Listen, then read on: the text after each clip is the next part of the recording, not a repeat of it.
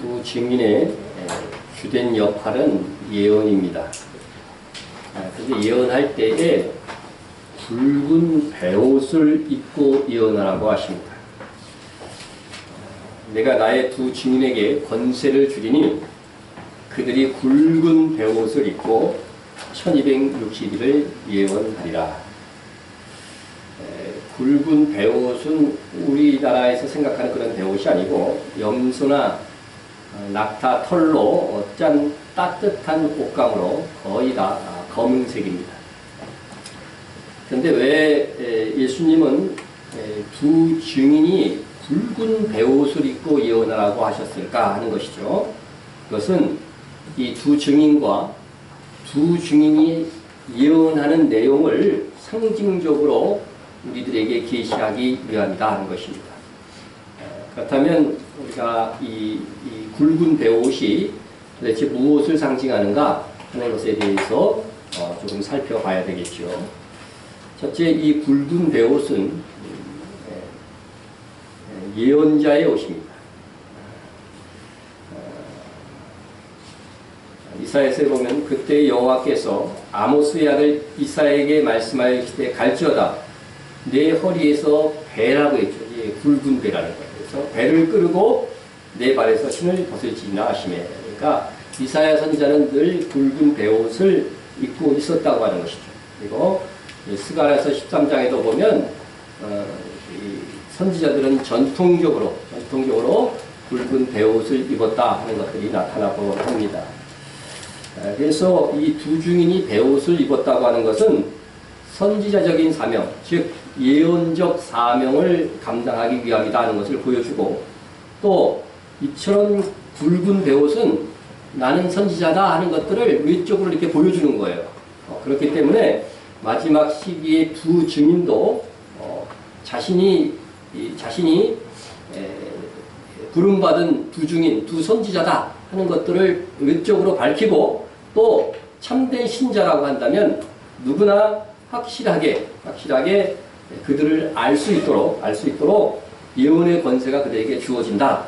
그리고 이적도 행하게 될 것이다. 이렇게 말씀하고 있는 것입니다. 두 번째, 이 굵은 베옷은 슬픔의 옷입니다.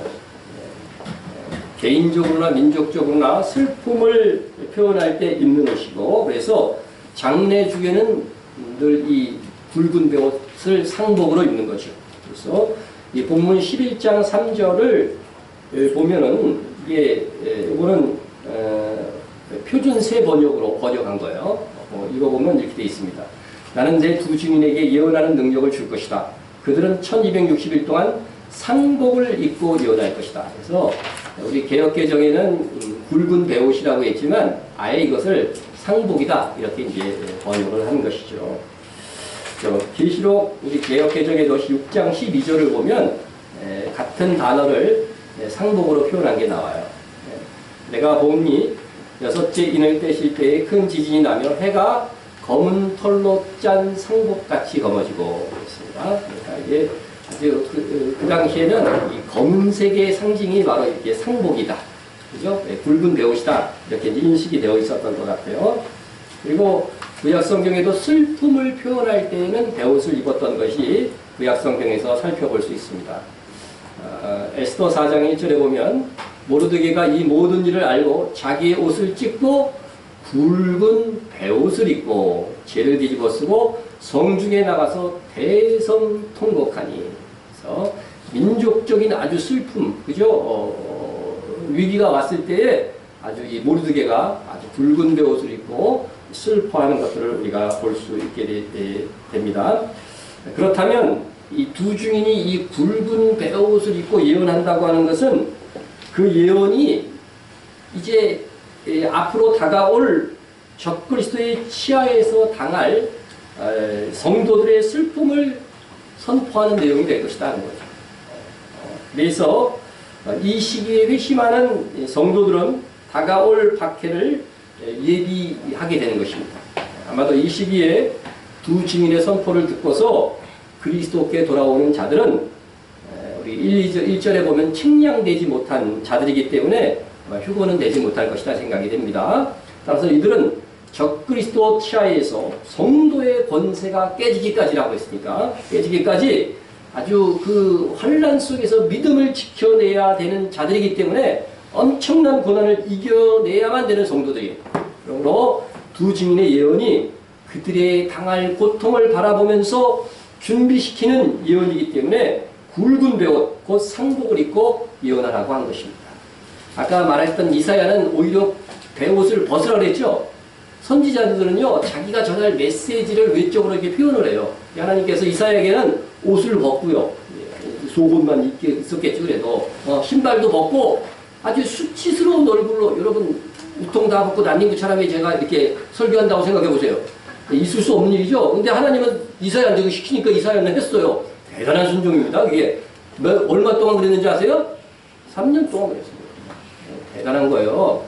그래서 여러분 선지자는, 왜냐하면 이 부끄러움 수치를 드러내면서 너희가 이렇게 부끄러움을 이제 당할 것이라고 하는 것들을 그 외적으로 보여주는 거죠. 선지자가 보여주는 거죠.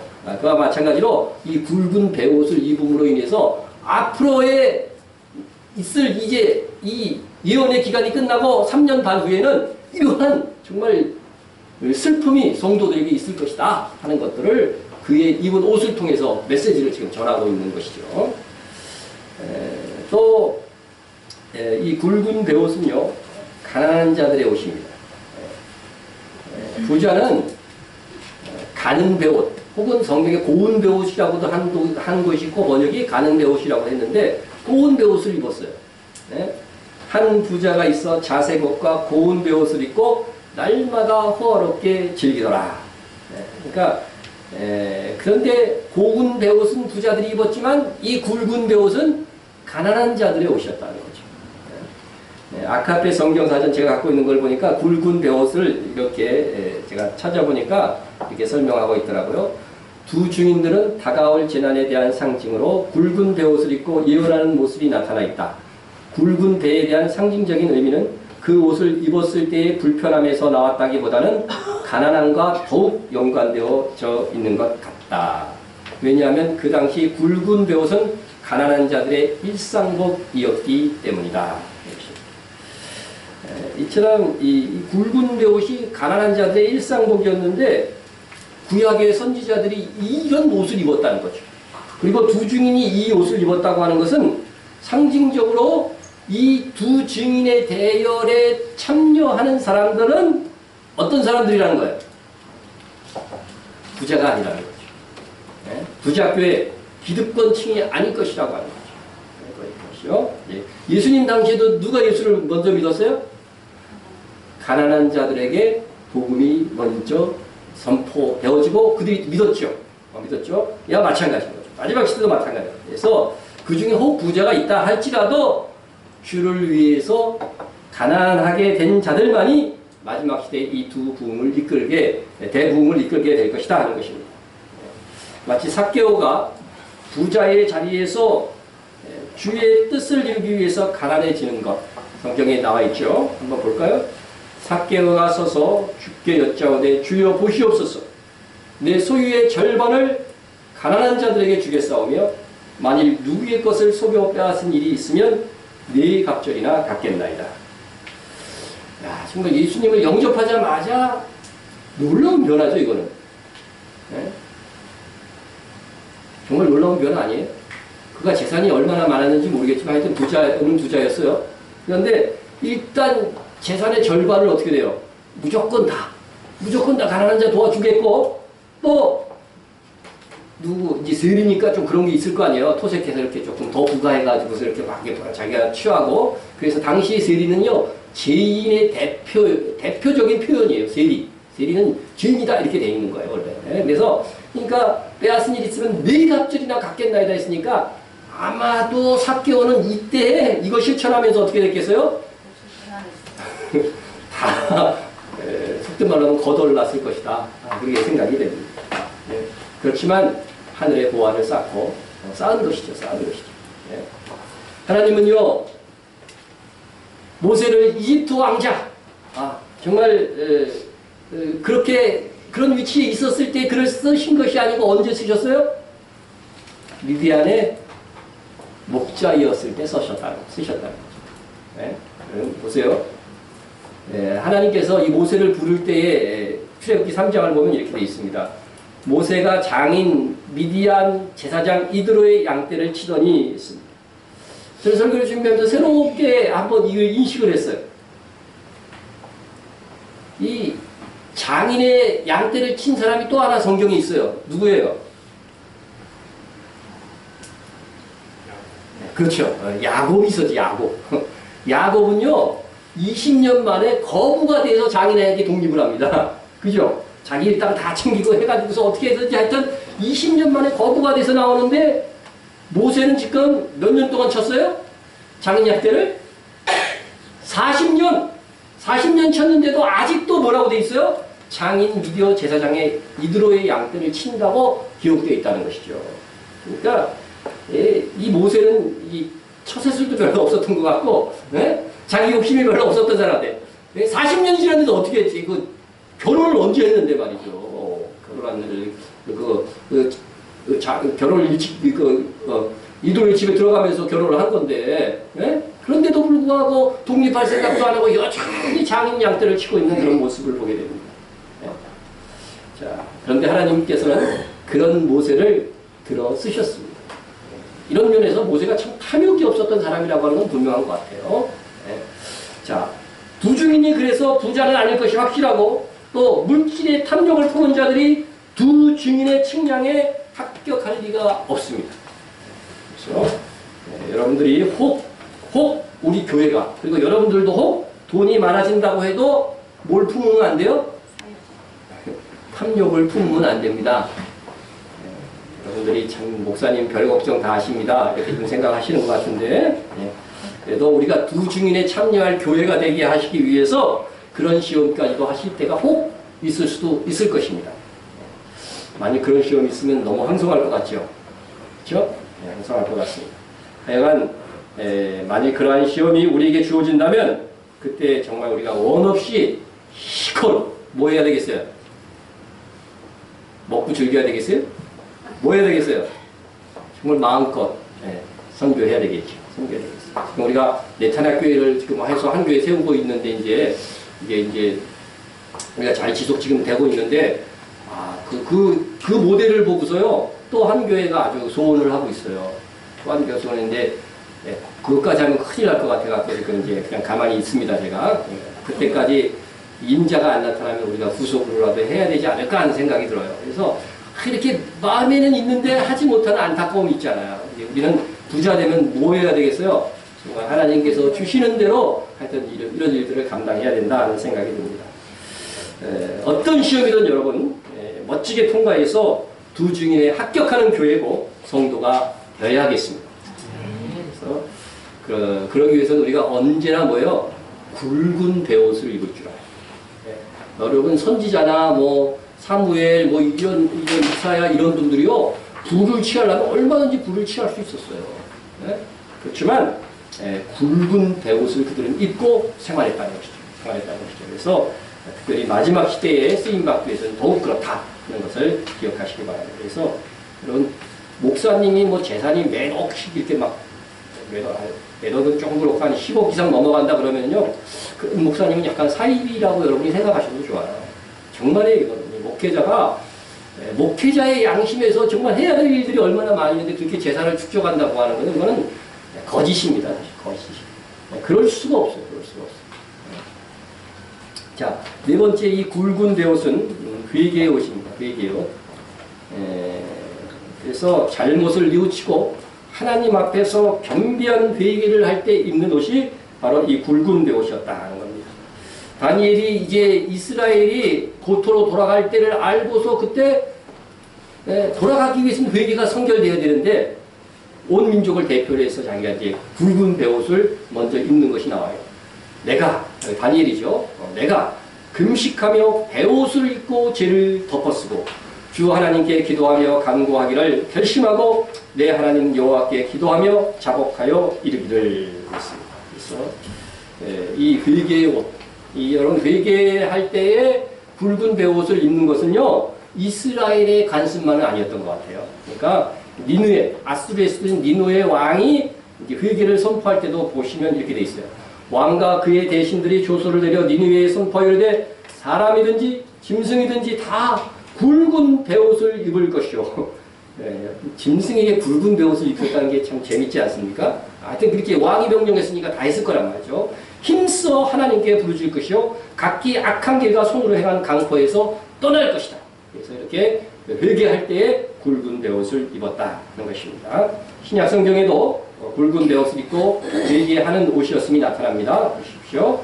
화 있을진저 고라시나 화 있을진저 베세다야 너희에게 행한 모든 권능을 두로와 시돈에서 행하였더라면 그들이 벌써 베옷을 입고 제에 앉아 회개하였으리라. 예수님의 말씀입니다. 그래서 회개하라고 명령할 때 베옷을 입을 것을 명령했다 하는 것입니다. 그래서 이 두 증인이 이 베옷을 굵은 베옷을 입었다고 하는 것은 그들의 예언의 핵심은 뭐냐면요, 회개하라는 거죠. 회개하라는 거죠. 여러분, 믿지 않는 사람들에게 회개하라는 뭐예요? 회개의 단어의 뜻은 돌이키다 하는 거 아니에요, 그죠? 턴하다고 하는 거예요. 그러니까 안 믿는 사람들에게 회개하라는 것은 뭐예요? 안 믿는 길에서 턴해서 뭐라는 거예요? 믿으라는 거죠. 믿으라는 거. 믿는 우리에게 회개하라는 건 뭐예요? 행실을 돌이키라는 거죠. 행실을 돌이키라는 거죠. 그래서 이러한 이 회개의 이 복음을 외치게 될 것이고, 이때에 이 두 증인의 메시지를 통해서 대부흥의 결실들이 맺힐 것이다 하는 것입니다. 자, 이 시기에 이제 두 증인이 활동한 이 시기에 이방인의 충만한 이제 그래서 부흥이 이제 이루어질 것이고, 유대인들은 14만 4천이 완전히 확정되어져서 있을 것이지만, 유대인들이 아직도 대다수는 어떻게 돼요? 안 믿는 상태예요. 예수님을 안 믿는 상태라고 하는 거죠. 그러나 이 두 증인의 시대가 끝남과 동시에 유대인들은요, 이제 온 이스라엘이 구원받는 그런 계기가 될 겁니다. 제 말일까요? 성경의 말씀입니다. 보십시다. 형제들아, 너희가 스스로 지혜 있다면서 이 신비를 너희가 모르기를 내가 원하지 아니하노니. 여러분, 지혜 있는 자들은 이거 다 안다는 거죠. 영적으로 지혜 있는 자들은 이 신비는 이방인의 충만한 수가 들어오기까지 이스라엘의 더러는 우둔하게 된 것이라. 그리하여 온 이스라엘이 구원을 받으리라 했습니다. 자, 이방인의 충만한 수가 들어오는 거죠. 하나님의 백성이 되고 나면 온 이스라엘이 구원을 받을 것이다. 이것은 아주 신비다. 여러분, 이 하나님께서 세워놓은 이 신비를 바울이 알고 우리에게 알려준 거예요. 알려준 것입니다. 그래서 이것은 마지막 때에 이루어질 신비로운 계획이고, 또 이방인의 충만한 수는 언제 차게 돼요? 두 증인의 때에 차게 되기 때문에 이 이방인의 수가 차고, 그 다음에 유대인이 이제 온 이스라엘이 구원을 받는다 그러잖아요. 그죠? 그래서 온 이스라엘은 혈통적인 이스라엘을 가리킵니다. 제가 가진 주석에도 다 그렇게 주석이 되어 있습니다.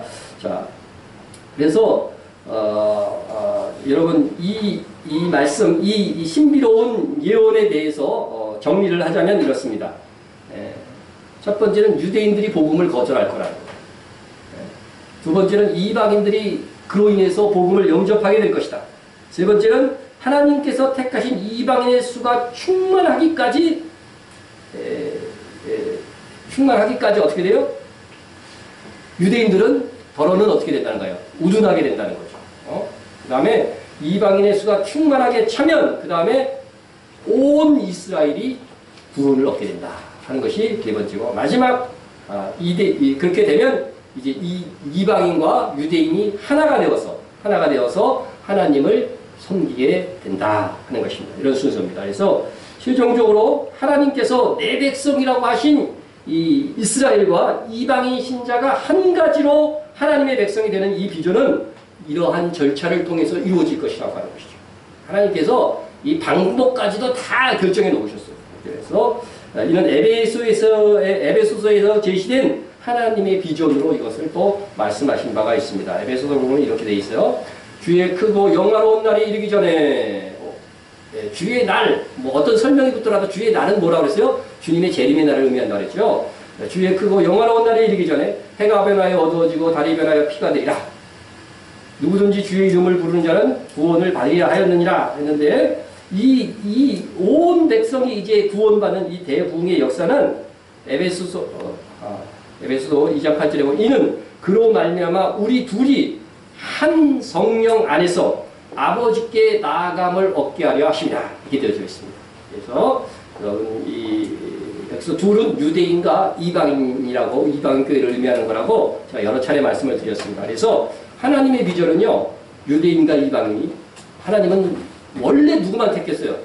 원래 내 백성 이스라엘을 택했단 말이죠. 그런데 이 이방인과 함께 이제 이스라엘이 하나님께 나아가게 되는 그런 비전을 세워 놓으셨다는 것이죠. 세워 놓으셨다고 하는 것입니다. 자, 현재 어디까지 성취되었을까요? 보시면은 3번 하나님께서 정하신 이방인의 수가 거의 이제 충만해져 가는 그런 상황이죠. 그런 상황입니다. 그래서 4번 그 이방인의 충만한 수가 차고 나면 온 이스라엘이 구원을 받을 것이라는 이 예언은 부중인 시대 이후에 본격적으로 이루어지게 될 것이다 하는 것입니다. 유대인은 이 마지막 역사의 마지막에 한 일회가 7년이라고 했죠. 7년 중에 두 증인이 사역하는 것이 이제 전 3년 반이라고 했죠. 7년 중에. 그리고 유대인들은 바로 후 3년 반에 어떻게 돼요? 온 이스라엘이 주께로 돌아와서 구원을 받게 되는 그런 사건이 일어나게 되는데 그 사건의 결정적인 계기를 마련하는 것이 이 두 증인이라고 하는 겁니다. 그것은 다음 주에 조금 더 심도 있게 다룰 것입니다. 자, 이방인인 우리는 그때가 올 때까지 유대인들로 예수님을 그들의 메시아로 받아들이도록 하는데 우리는 어떻게 돼요? 도와야 되는 것입니다. 그리고 나서 주님이 재림하시고 5번 이방인과 유대인이 함께 하나님을 섬기는 비전은 결국 언제 이루어져요? 천년 왕국에서 온전히 이루어지게 될 것이다 하는 것입니다. 이때를 가리켜 사도 바울은 이렇게 말했습니다. 그들의 넘어짐이, 여기서 그들이는 유대인입니다. 그들의 넘어짐이 세상의 풍성함이 되며 그들의 실패가 이방인의 풍성함이 되거든 하물며 그들의 충만함이리요 했습니다. 그래서 그들의 실패는 유대인의 복음의 거절이고 이방인의 풍성함은 이방인들이 복음을 영접했던 것을 의미하고 그들의 충만함은 마지막 때에 유대인들이 복음을 받아들이게 된다는 거죠. 그래서 마지막 때 유대인들이 받아들이면 이방인들은 어떻게 된다는 거예요? 지금 현재 상태보다 더 좋아진다, 나빠진다? 더 좋아진다는 거예요. 더 좋아진다는 거죠. 더 좋아진다는 거예요. 자, 왜 그러면은 그렇게 되는 이유가 뭐냐 이거죠. 그렇게 되는 이유가 유대인들이 주께로 돌아오면 이방인들이 왜 더 좋아지느냐? 네? 그것은 하나님께서 이방인은 내 백성이라고 하는 이스라엘을 통해서 복을 받을 것이라고 말씀하셨기 때문에 그런 거예요. 자, 창세기로 한번 거슬러 올라가서 봅시다. 너를 축복하는 자에게는, 넌 아브라함입니다. 너를 축복하는 자에게는 내가 복을 내리고 너를 저주하는 자에게는 내가 저주하리니 땅의 모든 족속이 너로 말미암아 복을 얻을 것이라. 네. 여러분, 우리는 땅의 모든 족속에 속하죠? 이방인에 속합니다. 이방인에 속해요. 그러니까 땅에 있는 이방인 족속은 누구를 통해서 복을 받아요? 아브라함. 이것은 곧 아브라함의 후손인 이스라엘을 의미하는 거예요. 네. 우리도 영적으로는 아브라함의 후손이에요? 아니에요? 아브라함의 후손이죠. 여기는 그런데 땅의 모든 족속과 분리하고 있기 때문에 여기서 말하는 아브라함은 누구를 얘기하는 거예요? 혈통적인 이스라엘을 얘기하는 거예요. 이스라엘을 통해서 이방 족속들은 복을 받도록 하나님께서 그렇게 계획을 세워놓으셨어요. 이거는 하나님의 계획이기 때문에 우리가 어떻게 참여할 수가 없어요. 시편에서도 보면 예루살렘을 위하여 평안을 구하라. 예루살렘을 사랑하는 자는 형통하리로다. 이렇게 말씀하고 있는 것입니다. 그러면 성경의 세계 어느 도시의 평안을 구하라고 하는 말씀이 성경에 없습니다. 이스라엘의 수도, 예수님께서 재림하셔서 모든 이방 민족을 다스릴 예루살렘의 평안을 위해서 기도하라고 하는 것이죠. 네. 그렇게 예루살렘을 사랑하는 자들이 하나님은 그런 자들을 하나님께서 형통하는 복을 내려주실 것이라고 하는 것입니다. 그렇다면 우리가 이스라엘을 위해서 기도하고 예루살렘을 위해서 기도하고 이렇게 하는 것은요, 뭐예요? 복을 쌓는 길이라는 거죠. 복을 쌓는 거죠. 네? 그래서 우리가 이렇게 이방인 성도가 유대인 성도를 육적으로 이렇게 돕는 것은 성경이 뭐라고 말하고 있냐면 마땅하다. 마땅한 바라고 이렇게 설명을 하고 있습니다. 그 예가 성경에 한번 사도행전에 로마서에 나오는데 이는 마게도냐와 아가야 사람들이 이건 이방인이죠. 그러니까 마게도냐와 아가야 사람들이 예루살렘 성도 중 가난한 자들을 위하여 기쁘게 얼마를 연보하였습니다. 저희가 기뻐서 하였거니와 또한 저희는 그들에게 빚진 자니 만일 이방인들이 그들의 영적인 것을 나눠 가졌으면 육적인 것으로 그들을 섬기는 것이 마땅하니라.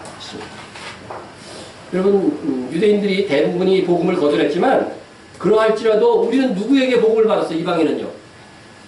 유대인 사도들, 유대인 헌신된 자들을 통해서 우리가 복음을 받은 거라는 것이죠. 복음을 받은. 그러니까 최초의 교회도 어느 교회였어요? 예루살렘 교회였다고. 그래서 예루살렘 교회가 핍박을 받아서 거기 있는 사람들이 흩어져 갖고 안디옥으로 전하고 복음이 이렇게 남방으로 흩어진 거란 말이죠. 네? 그들이 있었고 그들의 헌신과 순교가 있었기에 이방인이 복음을 받았다고 하는 것이죠. 여러분 정말 영적으로 깨어있는 사람들은 내가 받은 은혜 중에 가장 큰 은혜가 뭐로 생각할까요? 복음을 받은 거잖아요. 구원을 얻은 거잖아요. 이렇게 큰 것을 받았으면 저 예루살렘에 있는 이스라엘 성도들이 좀 중년이 들어서 어려워졌다 그러면은 우리가 마땅히 헌금을 해서 도와주는 거는요. 이거는 마땅한 바다고 성경이 지금 얘기하고 있는 거죠. 마땅한 바다 것입니다. 그래서 여기서 육적인 것은 유대인을 섬기는 물질적인 헌신이었습니다. 물질적인 헌신이었습니다. 그래서 우리가 이스라엘의 한 교회를 섬기기 위해서 물질적으로 헌신하는 것은 성경의 표현에 의하면요. 마땅한 바다 이렇게 말씀해 주고 있는 것입니다.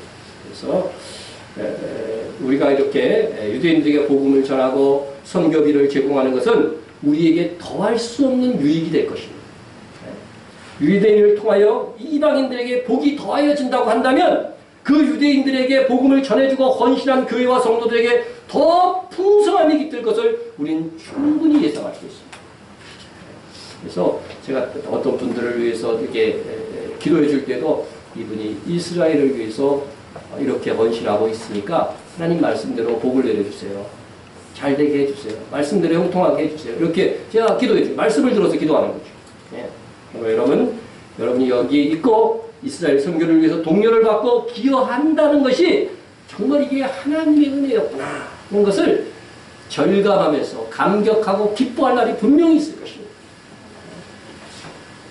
그런데 여기서 이방인의 충만이라고 하는 것들에 대해서 한 유대인 랍비의 이츠학 사피라라고 하는 랍비의 해석을 좀 내렸습니다. 제가 브레드 TV를 보면서 조금 본 건데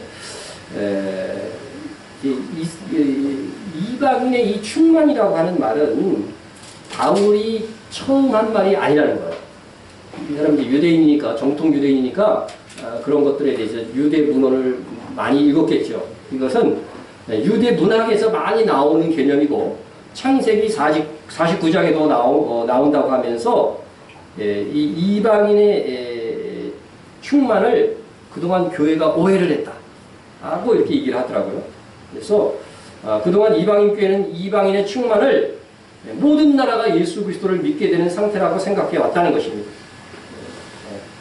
이건 제 얘기가 아니고 이 랍비가 그렇게 얘기했다는 거예요. 그러니까 오해 없이 들으시기 바랍니다. 자, 그래서 랍비 이츠학 사피라는 주장하기를 이방인의 이 충만은 히브리어로 멜로 하고임이다. 멜로 하고임.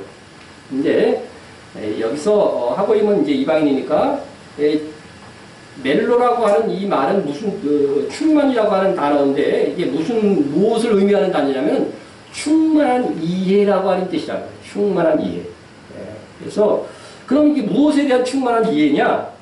바로 예수 그리스도께서 본래 유대인의 메시아였고 유대인의 왕이셨음을 이방인들이 충만하게 인식하게 될 때를 의미하는 것이지 이방인들이 온 천지에게 다 예수를 믿은 그런 상태를 의미하는 것이 아니다. 이렇게 이제 해석을 하는 겁니다. 예를 들면 이제 이런 상태를 얘기를 한다는 것이에요. 예를 이렇게 들어주더라고요. 한국 목사님이 이스라엘 유대인의 메시아 그리고 절기 뭐 이런 것들에 대해서 막 설교를 한다는 것이죠. 그러면 유대인들은 그걸 듣고서 참 이상하게 여긴다는 거죠. 당신은 유대인도 아닌데 왜 이리 절기를 얘기를 하고 이런 유대적인 설교를 자꾸 하냐고 이렇게 물어보게 된다는 하는 것이죠. 네? 그러면 한국 목사님이 이렇게 대답한다는 거죠. 나는 당신들의 메시아를 사랑합니다. 당신들의 메시아를 믿습니다. 이렇게 얘기를 하면 유대인들은요 그렇게 말하면 그대로 침묵한다는 거죠. 더 이상 자기들이 할 말이 없다는 거죠. 할 말이 없다는 거죠. 네? 그래서 이렇게 이방인들이 유대인들의 메시아로서의 예수님을 인식하고 유대인의 메시아를 사랑하는 모습을 보이고 전파함으로써 유대인을 자극하고 유대인들로 막 시기나게 하는 거죠. 시기나게 하는 거죠. 네? 자기들이 왕인데 이방인들이 더 사랑해. 네? 이 시기나게 하는 거라는 거죠. 그래서 온 이스라엘이 구원받기 위해서는 바로 먼저 시대를 깨닫고 하나님의 이 구원의 절차에 대한 충만한 이해를 가진 이방인들이 많아져야 된다는 것을 의미하는 것이라고 하는 것으로 그렇게 해석을 하더라는 것입니다. 그렇답니까?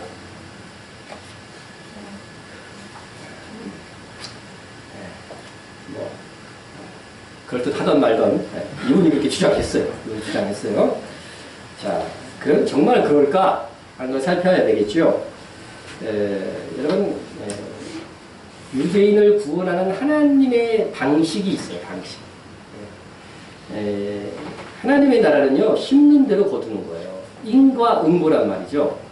우리가 믿기 전에는 믿는 것은 뭐예요? 은혜죠. 믿은 다음에는 뭐예요?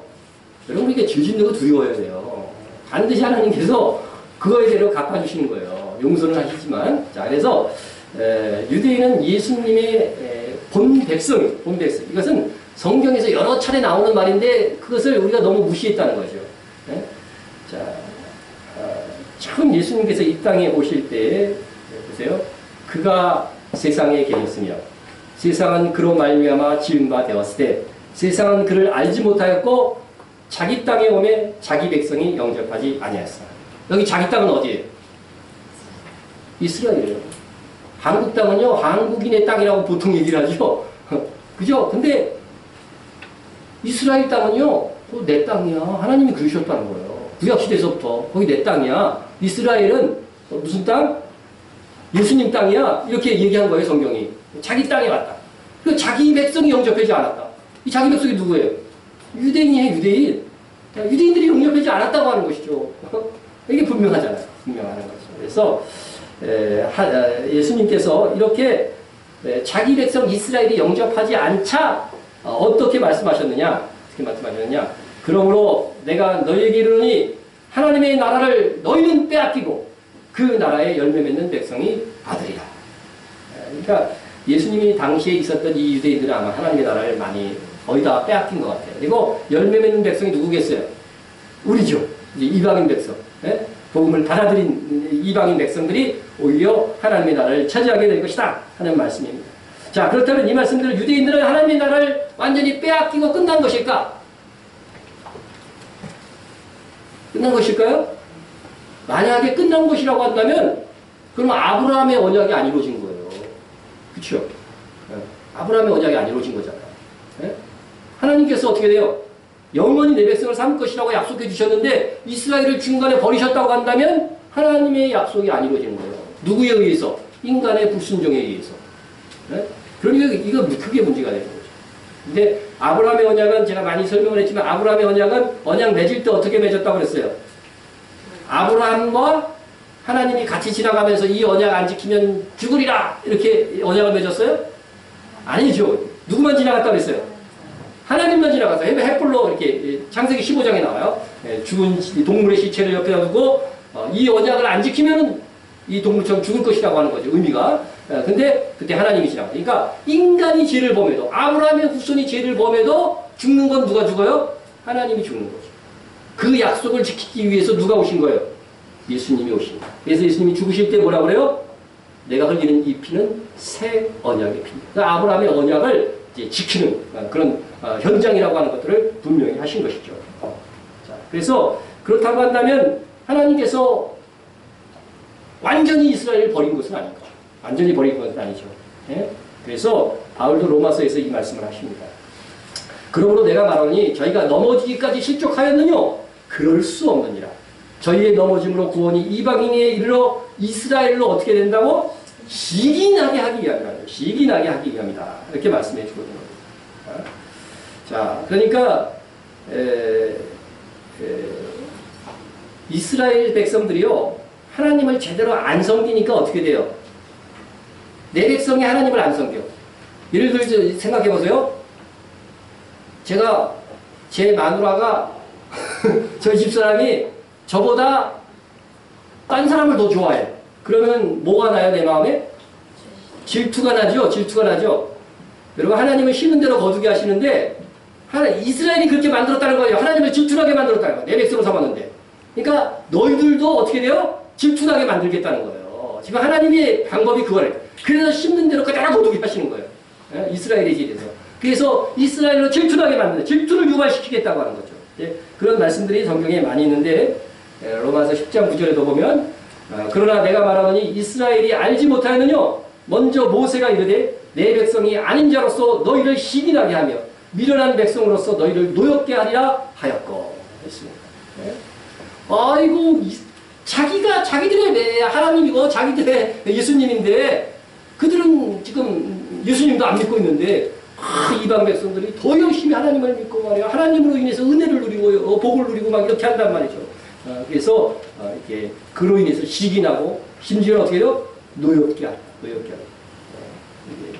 이렇게 말씀해 주셨어요. 이 말씀은요, 이 신약에만 있는 말씀이 아니고, 이거는요, 모세가 내가 너희에게 이렇게 한 것을 보아서 뭐예요? 구약 성경에서 모세가 이미 예언했다는 거죠, 이 내용을. 그죠? 그래서 모세가 한 말을 그대로 한번 찾아가 보겠습니다. 그들이 하나님이 아닌 자로 나의 질투를 일으키며 그들이 허무한 것으로 나의 진노를 격발하였으니 나도, 그죠? 하나님이 질투하게 만들었다는 거죠. 그러니까 어떻게 나도 그렇게 하겠다는 거예요, 나도. 하나님도 굉장히, 그죠? 성질이 있으신 분이에요. 그죠? 나는 질투하는 하나님이라고 성경에 아예 계시해 줬잖아요. 그죠? 하나님의 질투가 굉장히 심하신 분이에요. 나도 백성이 되지 아니한 자로 그들의 시기가 나게 하며 우준한 민족으로 그들의 분노를 격발하리로다 하는 것이죠. 지금 하나님께서는 이스라엘로 지금 시기 나고 지금 이스라엘의 분노를 하는 것 같아요. 지금. 그죠? 이방 민족으로 인해서 우리가 복음 전하고 하면 화나고 지금 난리 나요. 근데 아직까지 시기 나게 하는 것까지는 아직 못 갔어요. 어느 정도 시기는 하고 있어요. 시기는 하고 있습니다. 자, 그러나 그것은 아직 이방 교회가 예수님께서 본래 유대인의 왕으로 오신 것을 충만하게 이해하고 유대인들에게 너희의 왕, 너희들의 메시아를 우리가 믿고 사랑하라고 전해주고 있지 않기 때문에 그런 거라는 거죠. 그러나 갈수록 이제 이방인 교회에서 예수님께서 유대인의 왕으로 오셨고 다시 오실 분임을 그들에게 전해주는 일을 한다고 한다면 그들이 이 일을 통해서 시기가 나갔고 이 믿음으로 돌아오게 한다고 하는 것입니다. 그래서 이 두 증인의 시대에는요, 이러한 말씀이 본물처럼 솟아나요. 지금부터 서서히 솟아나서 이 두 증인의 시대의 절정이 되는 거죠. 예수님께서 처음 이 세상에 오실 때도 유대인의 왕으로 오신 예수님을 가장 먼저 환영했던 사람이 누구였어요? 이방인이었다는 거죠. 보십시오. 유대인의 왕으로 나신 이가 어디 계시냐? 우리가 동방에서 그의 별을 보고 그에게 경배하러 왔노라 하니. 이 사람이 이방인이 아니고 유대인이었다면 어떻게 뭐라 하겠어요? 우리의 왕이라고 그랬겠죠? 근데 이 사람은 동방에서 온 이방인이란 말이죠. 그렇기 때문에 유대인으로 왕으로 나신 이가 누구냐? 그렇게 불렀어요. 여러분, 유대인의 왕으로 나신 분이라고 한다면 당연히 유대인들이 가장 환영하고 경배해야 되는 것이죠. 네? 그런데 동방에서 온 이방인이 가장 먼저 아기 예수님을 찾아서 경배하였다는 사실입니다. 당시 유대인의 왕은 누구였어요? 헤롯이죠. 헤롯은 유대인의 왕으로 오신 아기 예수께 어떻게 돼요? 이 사실을 알지 못하도록, 그죠? 집중하지 못하도록 아주 노력을 많이 했죠. 네? 그리고 사람들을 많이 죽였죠. 그것 때문에 아기들을 많이 죽였습니다. 여러분, 마지막 시대에도 그러한 비슷한 형상들이 일어날 것이라고 생각해요. 그래서 이 적그리스도는요, 헤롯의 모양도 좀 닮아 있을 것이다 생각이 됩니다. 여러분, 헤롯은 유대인이에요, 아니에요? 네? 그런 것까지는 헤롯은 유대인이 아니잖아요. 네? 그런데요, 헤롯은 에서의 후손인데도 불구하고 사는 지역이요, 사는 지역이 유대 땅이 있었단 말이죠. 그러다 보니까 로마가 보기에는 그 지역에 살면 다 그 백성이지 이렇게 생각을 한 거예요. 그래서 헤롯을 왕으로 이렇게 세운 거죠. 그래서 여러분 마지막 시대에도요 유대인의 왕 중에서요 적그리스도가 나올 수가 있어요. 그래서 그들의 신분을 속일 수가 있다고 하는 것이죠. 그래서 그러한 그래서 이 적그리스도는 예루살렘의 성전을 세워주고 헤롯이 예루살렘 성전 세워줬잖아요. 자기 인기를 위해서 처음에는 평화로 나갔잖아요. 그러다가 이제 많은 우리 사도들을 죽이고 막 이런 일들에 동참하죠. 그 후손들이. 자 어쨌든 그것은 오늘 중심 주제가 아니고 예수님의 탄신에서부터 예수님은 유대인의 왕으로 오셨다고 하는 것을 성경이 분명히 밝혔다는 거죠. 그리고 예수님께서 이제 십자가에 못 박혀 돌아가기 전에 빌라도에게 신문을 받습니다. 그런데 빌라도 총독이 뭐라고 질문을 하냐면요. 내가 유대인의 왕이냐고 질문해요. 이것은 무슨 뜻이에요? 늘 예수님이 유대인의 왕이라고 선포하고 다녔다는 거죠. 내가 유대인의 왕이라고. 그러니까 이 사실로 고발을 받은 거죠. 말씀을 그대로 봅니다. 예수께서 총독 앞에 섰음에 총독이 물어이르되 내가 유대인의 왕이냐? 예수께서 대답하시되 내 말이 옳도다 하시고 대제사장들과 장로들에게 고발을 당하되 아무 대답도 아니하는지라. 여러분 예수님은 다른 질문에 대해서는 대답 안 했어요. 대답 안 하고 네가 유대인의 왕이냐? 이거는 이 예수님의 정체성에 대해서 중요한 것이기 때문에 이것만을 밝히신다는 거죠. 밝히셔서 내가 유대인의 왕이라는 거죠. 네 말이 옳도다 이렇게 말한다는 것이죠. 자 그렇다고 한다면은 이게 많은 사람들이 예수님을 유대인의 왕이라고 주장한다고 고발을 했다는 거죠. 이건 충분히 고발할 만한 내용이죠. 당시 유대인의 왕은 헤롯인데 예수님이 유대인의 왕이라고 그런다고 그러니까 고발을 하는 거죠. 그래서 여기서 예수님이 내가 유대인의 왕이라고 하면 굉장히 법정 진술로서 어떻게 돼요? 불리한 진술이 되는 거죠. 그럼에도 불구하고 예수님은 나는 유대인의 왕이다. 이렇게 분명히 밝혀주신 것입니다.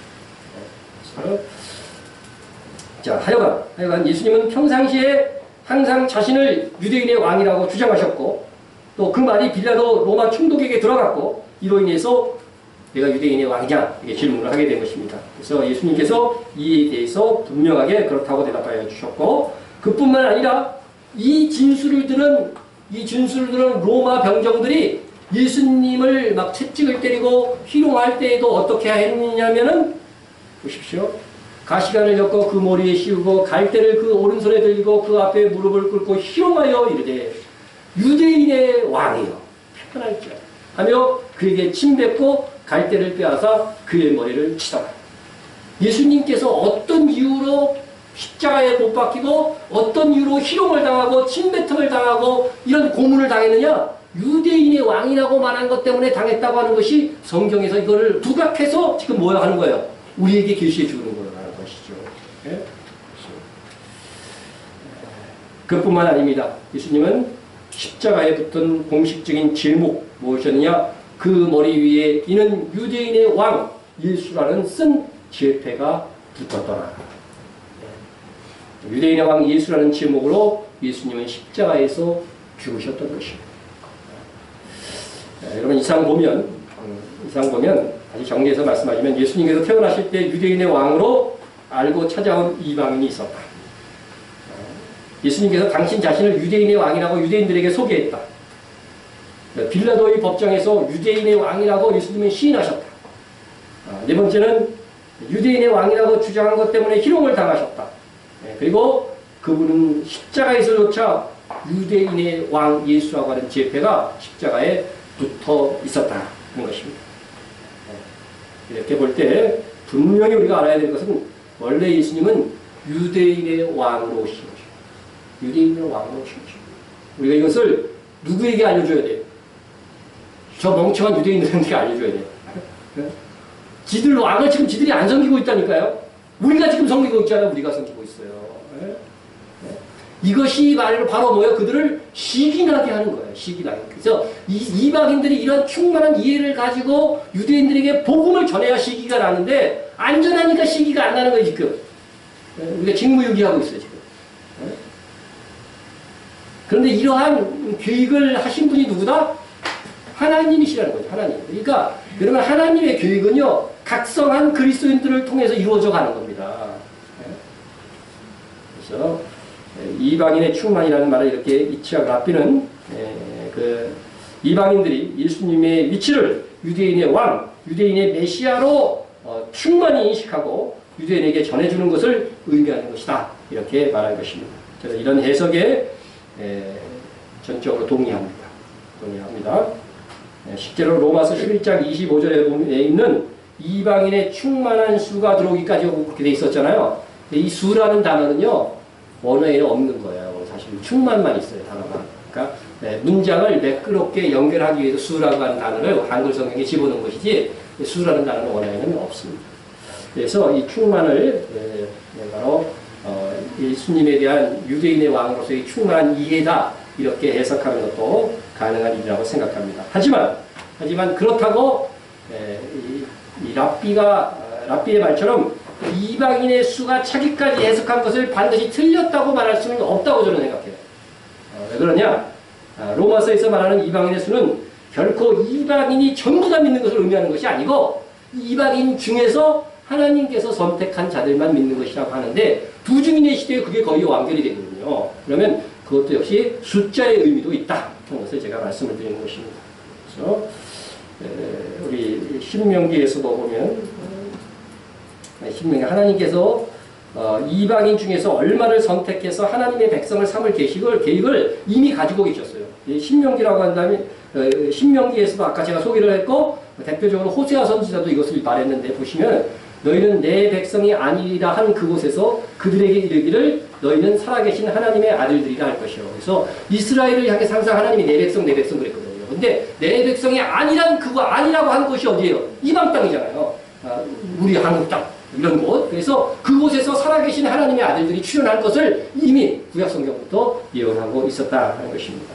그래서 얼마의 숫자인지는 모르지만 하나님께서 분명히 정하신 숫자가 있다고 하는 것입니다. 그래서 이 이방인 중에서 하나님에 의해서 미리 알려지고 미리 정해진 자들이 있다 하는 것입니다. 보시면은 또 미리 정하신 그들을 또한 부르시고 부르신 그들을 또한 의롭다 하시고 의롭다 하신 그들을 또한 영화롭게 하셨느니라. 하나님께서 미리 정하셨다고 하는 것은 숫자가 있다는 거예요, 없다는 거예요?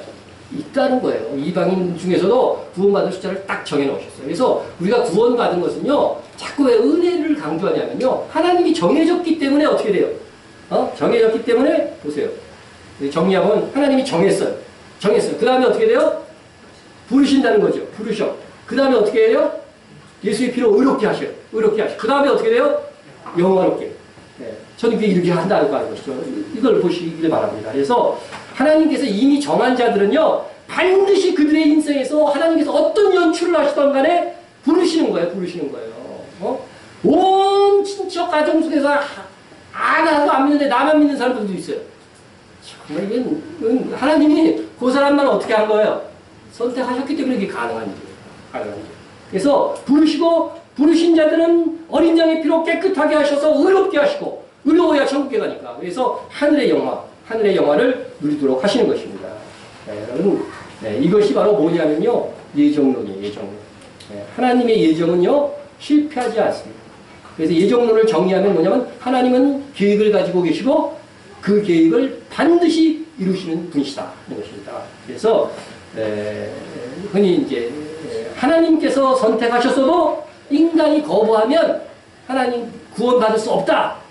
이렇게 주장하는 그런 교리가 있습니다. 이런 교리가 있는데 이것은 정말로 제가 보기에는 잘못된 교리다 생각해요. 여기 말씀해 보면 분명히 하나님께서 정하신 그들을 어떻게 돼요? 부르시고 의롭다 하시고 영화롭게 하시는 거. 이거 누가 다 하시는 거예요? 하나님의 작업으로 얘기하고 있거든요. 근데 하나님이 실패하신다고 하는 건 말이 안 되잖아요. 그래서 하나님은 어찌하든지 이끄셔서 정하신 자들을 구원에 이르게 하시는 분이시다 하는 것입니다. 그래서 하나님께서는 분명히 창세전에 미리 정하신 자들이 있었고 선택한 수가 있었던 것입니다. 곧 창세전에 그리스도 안에서 우리를 택하사. 이 계획은, 이 정한 숫자는요, 창세전에 있었던 일이에요. 이 우주 만물을 만들기 전에 먼저 하나님의 심중에 뭐가 있었던 거예요? 선택받은 영혼들의 숫자. 그들이 있었다. 그들의 이름이 있었다는 거죠. 여러분들이 창세전에 하나님께서 이름을 가지고 있었어요. 네? 유여럽 본사님, 하나님이 창세전에 다 어떻게 이름 지어질 것까지 다 계산에 넣고 계셨던 것이죠. 네? 그래서 이 이방인의 수가 들어오기까지로 번역해도 그래서 별 상관이 없다. 제가 말씀을 드리는 것입니다. 그래서 두 주민의 시대에 이방인의 충만한 수가 채워지고 그 다음에 이제 유대인들이 구원받게 되는 과정을 거칠 것이다. 그래서 예수님께서도 세상 끝에 대해서도 이거 분명히 이렇게 말씀하셨어요. 이 천국 복음이 모든 민족에게 증언되기 위하여 온 세상에게 전파되니 그제야 끝이 오리라. 그렇죠? 그러니까 온 세상, 온 이방인들이 구원에 이르는 것이죠. 그래서 온 세상에 복음이 전파되고 이방인 중에서 하나님의 정하신 숫자가 차고 나면 마지막으로 온 이스라엘이 구원받는 순으로 이 구원의 역사가 진행될 것이라고 성경이 예언하고 있는 것입니다.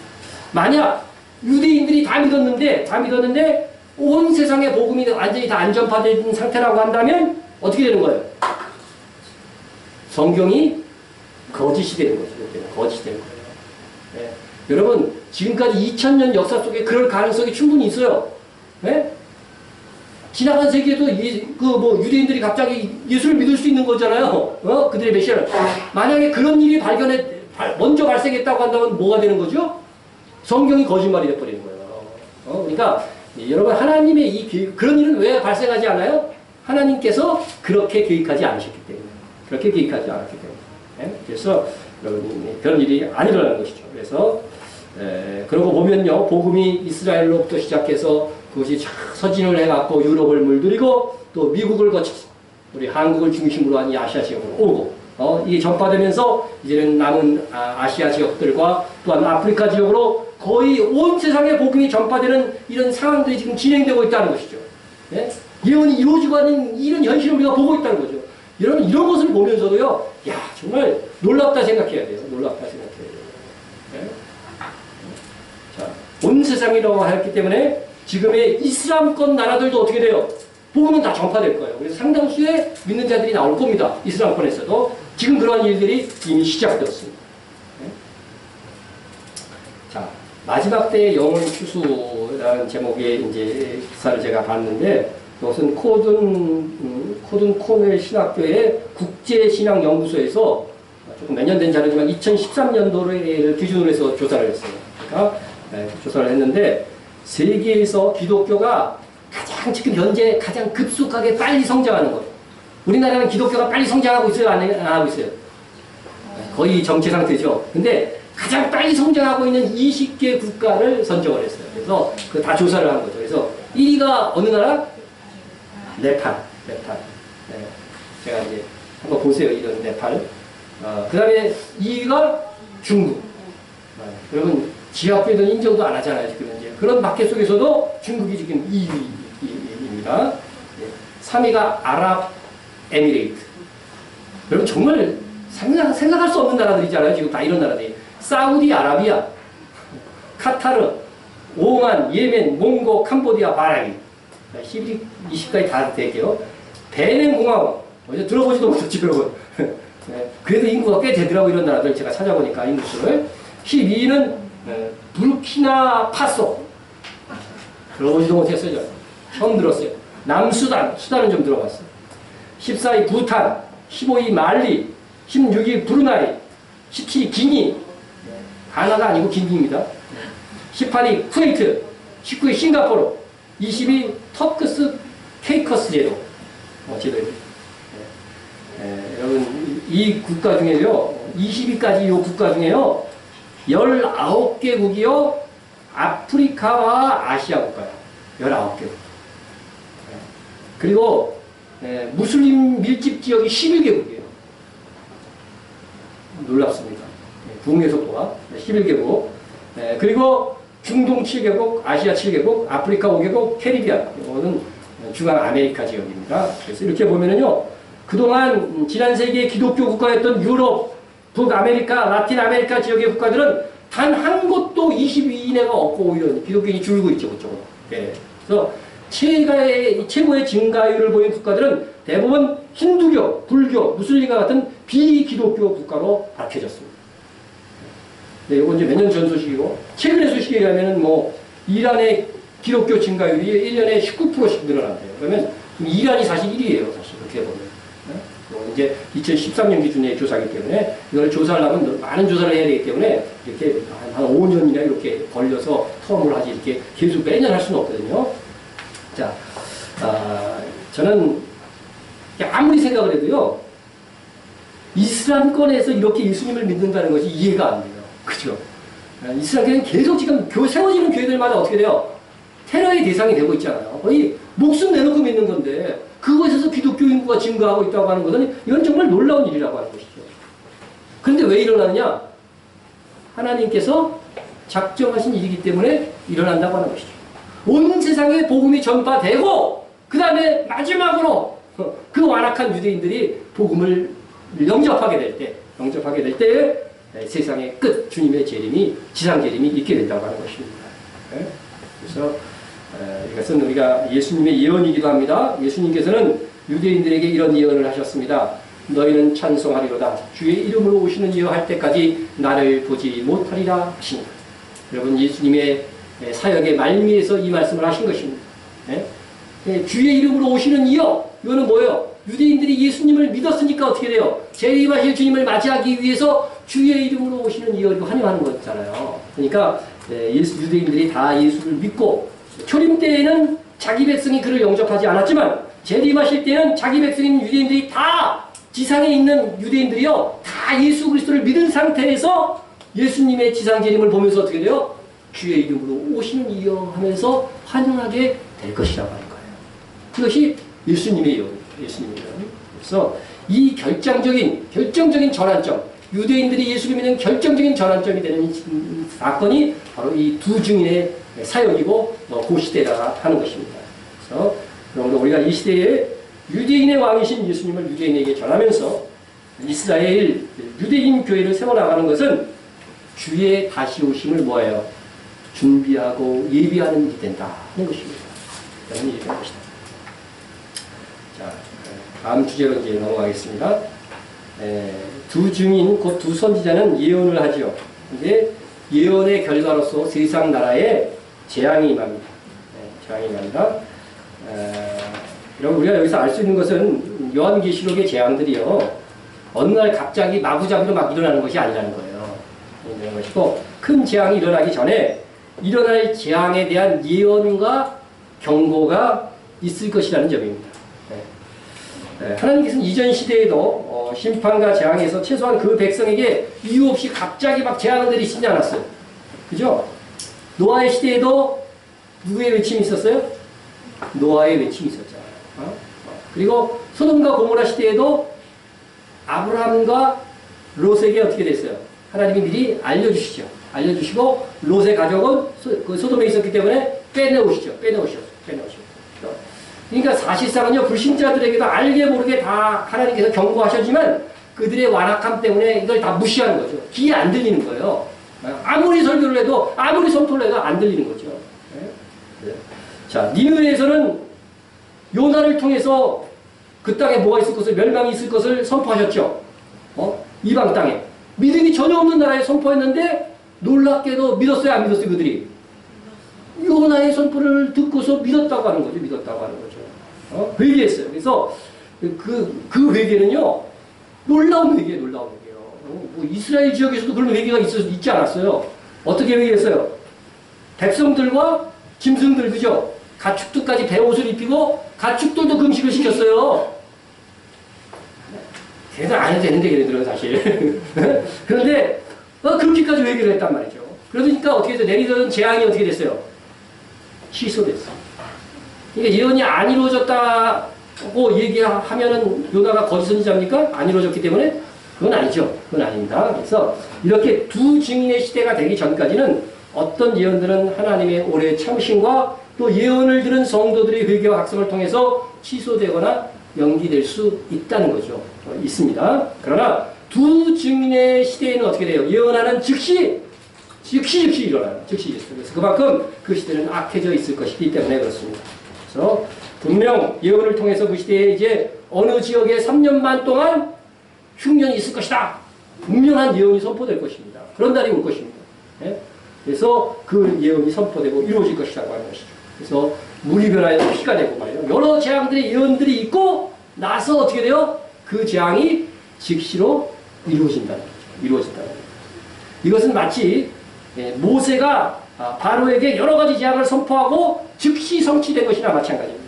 그래서 그렇게 두 증인의 재앙의 시대는요, 애굽에서의 10가지 재앙에 이은 이스라엘의 출애굽의 모형과 너무나 닮아 있습니다.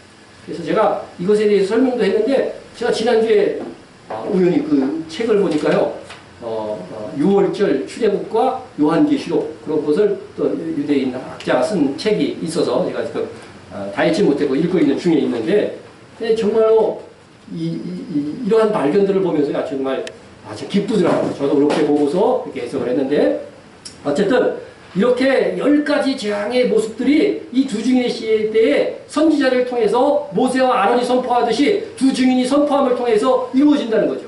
이루어질 것이라고 하는 것이죠. 또한 이 두 증인의 시대에는 요엘과 사도행전 2장에서 예언되었듯이 온 세계의 주의 남정과 여정에게 예언의 은사가 크게 회복되는 시기일 것이다. 그래서 혹 예언의 은사를 받지 못한다고 하더라도 참된 성도라고 한다면 참된 리더를 만나서 인도함을 받게 될 것입니다. 그것입니다. 하나님께서는 예언의 은사를 받은 또는 분별하는 지도자를 통해서 교회에 말씀하실 겁니다. 말씀하시고 이때 교회는 그 말씀을 듣고서 피신할 수도 있고 재앙을 피할 수도 있을 것입니다. 10가지 재앙을 보면 그렇잖아요. 그러나 각 나라의 통치자들은요, 특별히 모든 교회를 대표하는 이 두 선지자의 예언에 귀를 기울여야만 그 나라가 생존하는 데 이로울 겁니다. 여러분, 바로의 신하 중에서도요, 모세가 한 말을 귀담아 들은 사람들이 있어요. 그런 사람들은 피해를 안 입었어요. 그런 사람 안 피했는데 끝까지 그 재앙을 다 받아가 계속 받으면서도 끝까지 안 믿어. 그런 사람들은 왕창 그냥 계속 망해가는 거죠. 그래서 대체로는 이 세상 대부분의 나라의 통치자들이 이 두 선지자의 이 놀라운 권능과 예언이 이루어져 가는 것을 보면서도 몇 번 이루어졌는데도 계속 안 믿다가 계속 당하는 거죠. 그런 일들이 있을 것이라고 하는 것입니다. 그래서 그것은 마치 바로가 애국의 백성들이 재앙을 받으면서도 하나님을 믿은 것이 아니고, 하나님이 진짜 최고신이구나 이렇게 생각하고 믿은 것이 아니고, 그들이 장자가 죽기까지 끝까지 완악했던 것과 같이 세상은 그렇게 할 것이다. 그래서 두 증인이 죽은 다음에는요, 세상 나라들이요 얼마나 기뻐하는지 몰라요. 그것은 이제 다음 주에 다룰 문제지만 그럴 것입니다. 자, 마지막 시대에는 그러나 전 세계 참교회들은 두 선지자를 따르게 될 것입니다. 이때 성도들은 두 선지자를 통해서 성도들은 흉년과 해일, 지진 등 여러 재앙이 일어나기 전에 도시를 떠나라고 말을 들을 수도 있습니다. 이때 성령 충만하지 못해서 두 선지자를 분별하지 못한다면 생명이 위태로워지게 될 것입니다. 그래서 우리가 두 증인의 시대를 경험하게 될지도 모를진데 항상 겸손하고 여러분 순결하여져서 마지막 시대에 누가 참 지도자인지 누구를 따를지 분별할 수 있는 영적 수준은 최소한 가지고 있어야 된다 하는 것입니다. 그래서 오늘 우리는 고운 베옷을 벗고 굵은 베옷을 입을 때다. 주를 위해서 가난해질 수 있는 마음의 자세를 가져야 한다는 것입니다. 그래서 두 증인이 굵은 베옷을 입는 것은 그들은 대형교회 부자가 아닐 가능성이 있습니다. 또 대형교회일지라도 기꺼이 복음을 위해서 가난해진 교회일 것입니다. 그러나 대형교회가 그렇게 되기란 현재의 상황으로 보면 제가 보기에는 참 어렵다 그렇게 생각이 됩니다. 우리는 복음을 위해서 가난해졌습니다. 그럴 수 있는 우리가 된 것을 하나님께 감사를 드립니다. 그래도 어쩌면 우리가 현재로는 전국에서 교인 1인당 비례해서 가장 많은 선교를 하는 교회일지도 모릅니다. 그러나 이러한 것도 우리의 자부심이 될지언정 교만이 되어서는 안 됩니다. 진실로 우리의 마음이 증인이 되는 교회가 되어야 됩니다. 우리 중에 혹 부자가 되어도 주를 위해 가난해지기 위해서라고 하는 분명한 목표가 있어야 됩니다. 하나님은 세상에서 가난한 자들을 사용하시겠다고 분명히 말씀해 주셨습니다. 그러나 하나님께서는 세상에 미련한 것들을 택하사 지혜 있는 자들을 부끄럽게 하려 하시고 세상에 약한 것을 택하사 강한 것들을 부끄럽게 하려 하시며 하나님께서 세상에 천한 것들과 멸시받는 것들과 없는 것들을 택하사 있는 것들을 폐하려 하시다니 이는 아무 육체도 하나님 앞에서 자랑하지 못하게 하려 하십니다. 가끔 제가 보면은요, 좀 잘 나갈 때 교회, 우리 교회 와서 물질로도 좀 헌신을 하고 충성 좀 할 것이지, 다 망한 다음에 꼭 와가지고서 말이죠. 여러분들이 대체로 그래요. 별로 드릴 것도 없고, 뭐, 그냥 이런 처지단 말이죠. 근데 하나님은요, 이렇게 모세를요, 부할 때 쓰지 않고 가난할 때 쓰셨던 것처럼 하나님께서는요, 이렇게 우리가 정말 부족하고 겸손해지고 겸비하고 낮아졌을 때 오히려 우리가 헌신하면요, 하나님께서 우리를 통해서 크게 일하시는 분이시다는 것입니다. 그래서 여러분 세상에 대해서는요, 미련하고 약하고 천하고 멸시받는 자들이 되십시오. 그렇다면 하나님께서 택하는 자들의 명단에 분명히 들어가게 될 것입니다. 이 말씀을 한번 생각해 보겠습니다. 이 세대의 아들들이 자기 시대에 있어서는 빛의 아들들보다 더 지혜로움이라 하였습니다. 우리는 이 세상, 이 세대에서 미련하고 가난하고 멸시받는 자가 되어야 됩니다. 주를 위해서 가난한 자가 되어줘야 됩니다. 세상이 보기에는요, 우리가 너무 말도 안 되는 곳에 시간을 많이 보내고 또 물질도 쓰고 마음을 쏟는다고 할 것입니다. 미련한 거죠. 미련하게 보이는 거죠. 그래서 저 어둠의 자식들이 자기 세대에서는요, 빛의 아들인 우리보다도요, 지혜롭게 보이는 거예요. 돈 벌어서 자기들의 유익을 위해서, 또 돈 버는 것도 여러 가지 아주 수단과 방법을 통하지 않고 벌어서 쓰는 사람들 보면은 좀 지혜롭게 보여진다는 거죠. 그러나 그 사람들은 어떻게 돼요? 이 세대가 지나가고 나면 어떻게 되는 거예요? 망할 사람이라는 거죠. 절대 부러워하지 말라는 거죠. 그래서 이 세상에서는요, 저 어둠의 자식들이 빛의 아들보다 더 지혜롭게 보일 수도 있다는 것이죠. 보일 수도 있다. 이 시대가 지나고 나서 주님이 다스리는 그날하고 보면은 우리가 얼마나 지혜롭게 산 것인지가 그때 확실하게 드러나게 될 것입니다. 그러므로 우리가 지금은 주를 위하여 가난한 자의 옷, 굵은 베옷을 입읍시다. 굵은 베옷은 동시에 슬픔의 옷이라고 했습니다. 마지막에 남아있는 세대는 재앙을 겪고 이겨내야만 되는 세대입니다. 우리가 이 중에서 대다수가 휴거될 것이라고 보지만 또 남아있는 성도들은 그것까지도 우리가 결심을 해야 될 것입니다. 그래서 예언자의 옷인 굵은 베옷을 입고 회개하라, 즉 주께로 돌아오는 복음을 외칠 수 있는 우리가 교회가 되어야 될 것입니다. 그래서 어떤 모양으로든지 우리가 이 복음, 회개의 복음을 외치는 것에 우리가 헌신해야 된다는 것을 꼭 기억할 수 있기를 바랍니다. 마지막으로 말씀하는 것을 여러분에게 소개하고 말씀을 마치도록 하겠습니다. 우리가 살아도 주를 위하여 살고 죽어도 주를 위하여 죽나니 그러므로 사나 죽으나 우리가 주의 것이로다. 로마서 14장 8절 같습니다. 동성으로 한번 기도하겠습니다. 유대인의 왕이신 예수님을 유대인들에게 전해줄 수 있는 교회가 될 수 있고 그것은 우리의 가업이 될 것입니다. 주를 위해서 굵은 베옷을 입는 겸손과 검소함을 가질 수 있도록 여러분들 기도해 주시고요. 성령의 소낙비가 내리는 교회가 될 수 있도록 영적 분별력을 가져서 참과 거짓을 구별할 수 있는 교회 될 수 있도록 여러분 기도해 주시고요. 마지막 시대에 쓰임받는 교회인 뷰티어리어스 선교지단을 이에게 기도해 주시고 이스라엘의 회복을 위해서 기도해 주시고 교회 부흥과 목회자와 선교사와 성도간 중보를 위해서 기도해 주시기 바랍니다. 동성으로 기도합니다.